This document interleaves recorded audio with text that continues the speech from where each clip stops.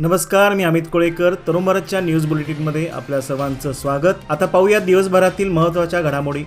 Belgaum railway स्थानकावर मागील वर्षभरापासून छत्रपती शिवाजी महाराज व भारतरत्न डॉक्टर बाबासाहेब आंबेडकर यांच्या प्रतिमा प्रवेशद्वारासमोरच ठेवण्यात आल्या आहेत. त्यामुळे देशाचे आराध्य दैवत असतानाही रेल्वेकडून या प्रतिमा बसवण्याकडे जाणीवपूर्वक दुर्लक्ष केले जात आहे. तसेच या प्रतिमांना आता तडे जाऊ लागले आहेत. त्यामुळे नैऋत्य रेल्वेने या प्रकारची गंभीर दखल घेत या प्रतिमा लवकरात लवकर बसवाव्यात अशी मागणी महाराष्ट्र एकीकरण युवा समितीच्या वतीने नैऋत्य रेल्वेकडे पत्राद्वारे करण्यात आली आहे.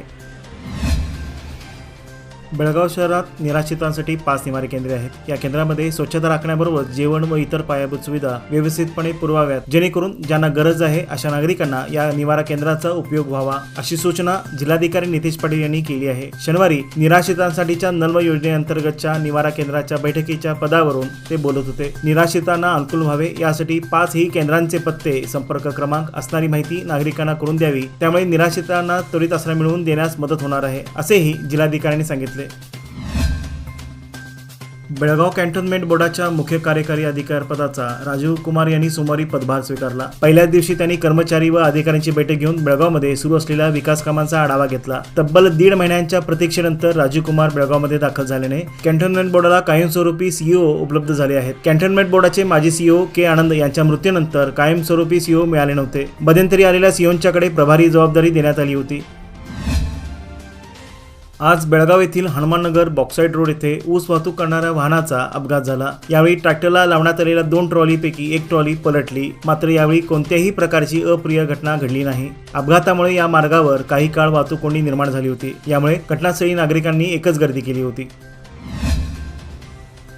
आमदार आसिफ शेठ यांनी आज बसवनकुर्ची येथील मराठी सरकारी शाळेची पाहणी केली. शाळेच्या भेटीदरम्यान त्यांनी परिसरातील स्वच्छतागृहांचे उद्घाटन केले. तसेच या शाळेच्या गरजा आणि विकासाची आवश्यकता जाणून घेण्यासाठी विद्यार्थी आणि कर्मचाऱ्यांशी देखील यावेळी त्यांनी संवाद साधला. यावेळी बोलताना ते म्हणाले की विद्यार्थ्यांना मदत करू शकतील अशा आवश्यक उपाययोजनांना प्राधान्य दिले पाहिजेत. शाळेला भेट दिल्यानंतर त्यांनी स्थानिक रहिवाशांच्या तक्रारी ऐकण्यासाठी आणि त्यांच्या समस्या जाणून घेण्यासाठी परिसराची पाहणी केली. यावेळी त्यांच्यासोबत महापालिका आयुक्त अशोक दुडगोंटी, स्थानिक नगरसेवक व इतर अधिकारी उपस्थित होते.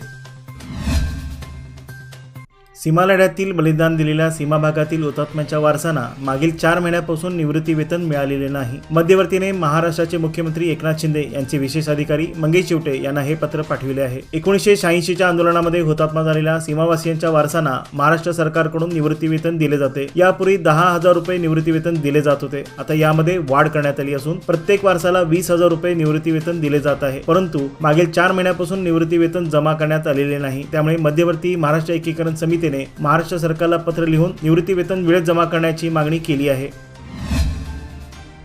जांबोटी येथील बाबुराव ठाकूर महाविद्यालयात 10वी व 12वीच्या विद्यार्थ्यांसाठी व्यक्तिमत्व विकास या विषयावर व्याख्यानाचे उद्घाटन करण्यात आले. यावेळी विद्यार्थ्यांनी आपल्या जीवनात ध्येय म्हणजे काय याचा अर्थ शोधून जर योग्य मार्ग पत्करला तर जीवन यशस्वी होते. पैशाच्या पाठीमागे लागणं म्हणजे ध्येय नव्हे, तर आपल्या गरजेपुरते पैसे मिळवा व त्यातून आपल्या कुटुंबाचा उदरनिर्वाह चालवत समाजासमोर चांगला आदर्श निर्माण करणं हे ध्येय विद्यार्थ्यांनी ठेवले पाहिजेत. विद्यार्थ्यांनी आपलं ध्येय निश्चित करून आपल्या जीवनात येणाऱ्या शालांत परीक्षेला निर्भयपणे सामोरे जाऊन यश संपादन करणे व चांगला नागरिक बनणं हे आपल्या समोर ध्येय असलं पाहिजेत, असे विचार बेळगावचे पर्यावरण प्रेमी व ज्येष्ठ शिक्षण तज्ञ सतीश मजली यांनी व्यक्त केले. या कार्यक्रमाच्या अध्यक्षस्थानी तरुण भारत सोसायटीचे संचालक जगदीश कुंटे हे होते. कर्नाटक रयत शेतकरी संघटनेच्या वतीने बेळगाव जिल्हाधिकारी Sainik colony, Changdev colony, Kanbargi road, Mahavir colony, Ramtirthnagar परिसरात राहणाऱ्या नागरिकांच्यावर होत असलेल्या अन्यायाबद्दल निवेदन देण्यात आले. या निवेदनात असे म्हटले आहे की या परिसरात 200हून अधिक सैनिक कुटुंबीय आणि गरीब लोक राहतात. नागरिकांनी आपली राहते घरे व जागा 15-20 वर्षापूर्वी थेट शेतकऱ्यांच्याकडून विकत घेतली आहेत. भूमाफिया यांनी विकासाच्या नावाखाली जनतेची फसवणूक करून नागरिकांची घरे बळकावण्याचा प्रयत्न करत आहेत. त्यामुळे नागरिकांची घरे कायदेशीररित्या अधिकृत करून संरक्षित करावीत. नागरिकांच्या मूलभूत हक्कांचे शासनाने रक्षण करावे अशी मागणी आज बेळगाव जिल्हाधिकाऱ्यांच्याकडे कर्नाटक रयत शेतकरी संघटनेच्या वतीने करण्यात आली. बेळगाव जिल्ह्यात शाळाबाह्य विद्यार्थ्यांची संख्या वाढू लागली आहे. 2023-24 या शैक्षणिक वर्षामध्ये 217 विद्यार्थी शाळाबाह्य असल्याचे सर्वेक्षणातून समोर आले आहे. त्यामुळे शाळाबाह्य विद्यार्थ्यांना शाळेपर्यंत आणण्यासाठी शिक्षण विभागाला कंबर कसावी लागणार आहे. यातील अधिकाधिक विद्यार्थी हे ऊसतोड कामगारांची मुले असल्याची बाब स्पष्ट करण्यात आली आहे. त्यामुळे शाळा सोडलेल्या विद्यार्थ्यांना मुख्य प्रवाहात आणण्यासाठी शिक्षण विभागाने ऑक्टोबरपासून शाळाबाह्य विद्यार्थ्यांच्या सर्वेक्षणाला सुरुवात केली. तसेच घरोघरी जाऊन सर्वे करून विद्यार्थ्यांची माहिती जमा करण्यात आली.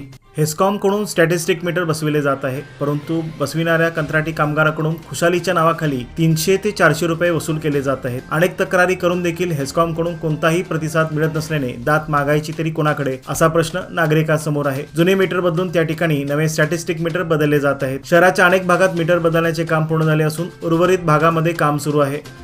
बेळगाव सांब्रा येथे होणाऱ्या महालक्ष्मी यात्रेनिमित्त मंगळवार दिनांक 21 मे रोजी आंतरराष्ट्रीय कुस्ती मैदान भरवण्याचा निर्णय मारुती मंदिरात झालेल्या ग्रामस्थ आणि कुस्ती कमिटीच्या बैठकीत रविवारी घेण्यात आला. तब्बल 18 वर्षांनी दिनांक 14 मे पासून सुरू होणाऱ्या यात्रेनिमित्त दिनांक 21 रोजी कुस्ती आखाडा भरवण्याचा निर्णय घेण्यात आला. त्यासाठी बसवाना तलावात मैदान निर्माण करण्यात येणार आहे.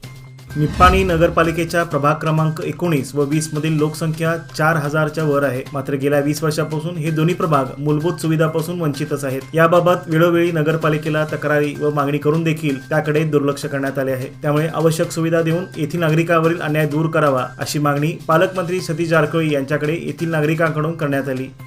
याचबरोबर आजचे बातमीपत्र येथे संपले. अधिक माहिती आणि ताज्या घडामोडी करता पाहत रहा तरुण भारत न्यूज चॅनल. तसेच आमच्या चॅनलला लाईक, शेअर आणि सबस्क्राईब करायला विसरू नका. आणि विश्वासार्ह बातम्यांसाठी दररोज वाचा दैनिक तरुण भारत. धन्यवाद.